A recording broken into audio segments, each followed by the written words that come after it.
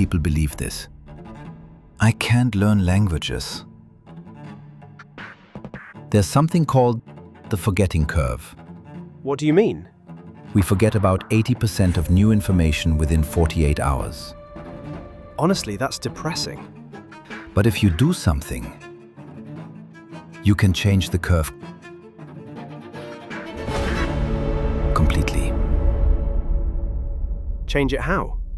All right, so Dr. Harris, if someone studies 10 new English words today and forgets 8 of them by Friday, why are they just bad at learning languages? no, absolutely not. And I want to be very clear about that because a lot of people believe this. They think, my memory is bad, I can't learn languages.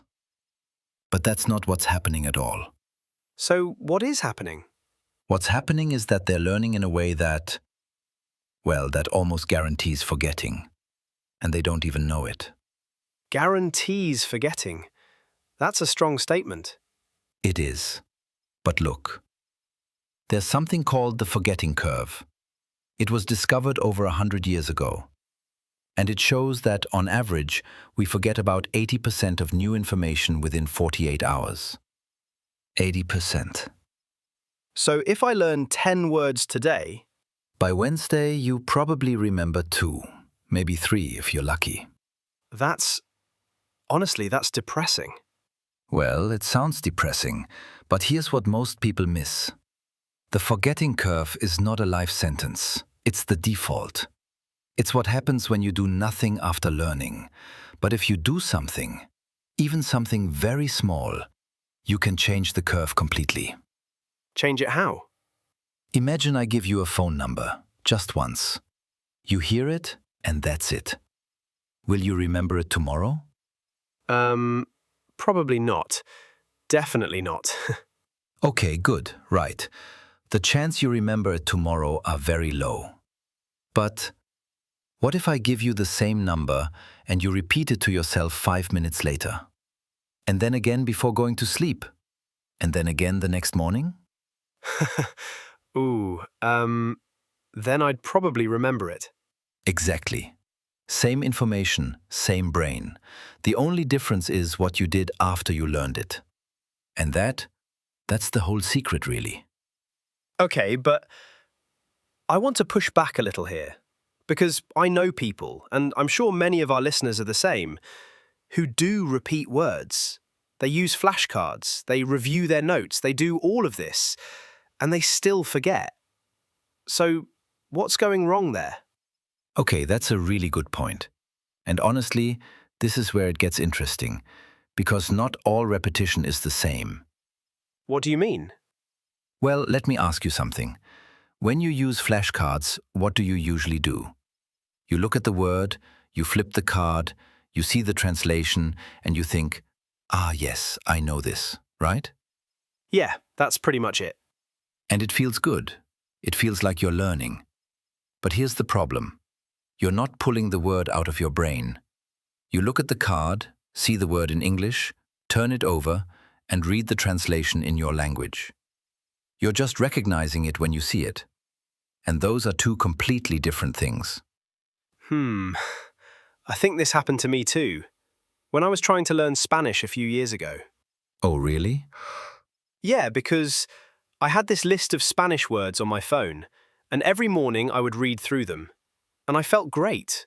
I felt like I was learning so much. But then I'd go to a restaurant in Spain, and the waiter would ask me something, and I'd just freeze. The words were... they were just gone. Yes, and that's very common, by the way. It happens to everyone. Because what you were doing on your phone was recognizing, as we said, not really studying.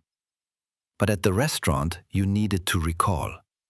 You needed your brain to find the word on its own. No list, no screen, no help.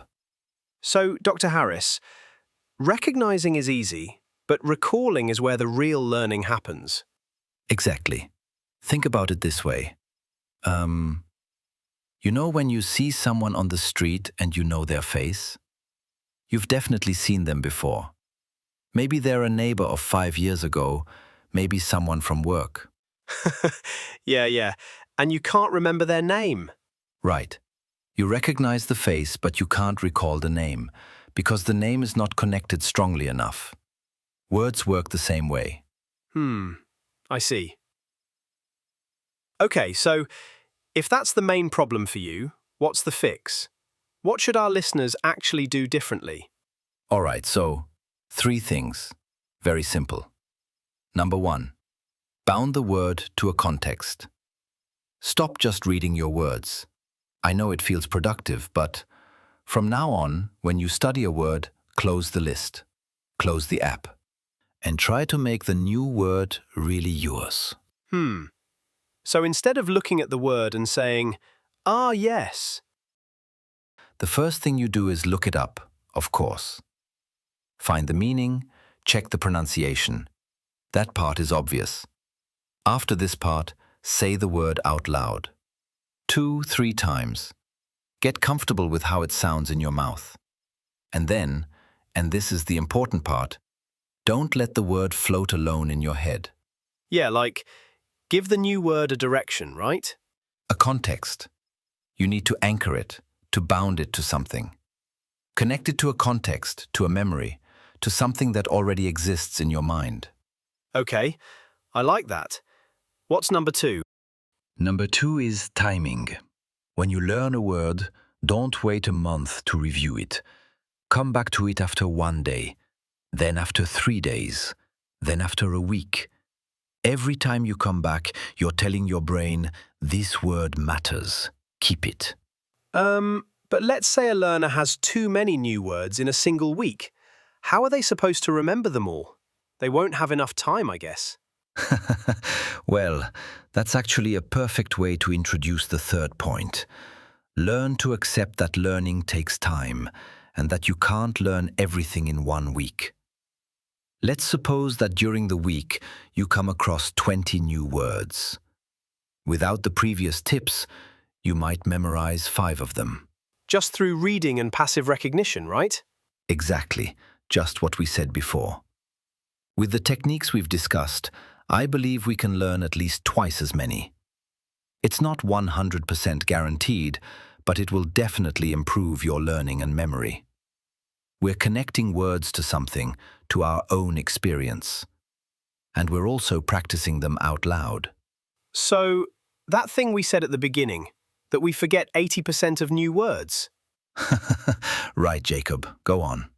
With these techniques, we go from keeping maybe 2 words out of 10 to 4 or 5. We are trying to reduce that 80%, right? Roughly, yes. It's not magic, but it's real progress. And over months, those numbers add up to a completely different level of English. Dr. Harris, thank you so much for being here today. This was really eye-opening, honestly. Thank you for having me, Jacob. It was a pleasure. I hope it helps. I'm sure it will. Okay, so, if you made it to the end of this episode, you already know more about your brain than most English learners out there. If this was useful, leave a like. It really helps the channel grow. And if you don't want to miss the next episodes, subscribe. It takes 2 seconds. We also prepared some exercises based on today's episode. You'll find the link in the description. Practice what Dr. Harris showed us. Write your 3 sentences, use real memories, and see what happens after a week. Thank you so much for being here today, friends. See you in the next one. A big hug.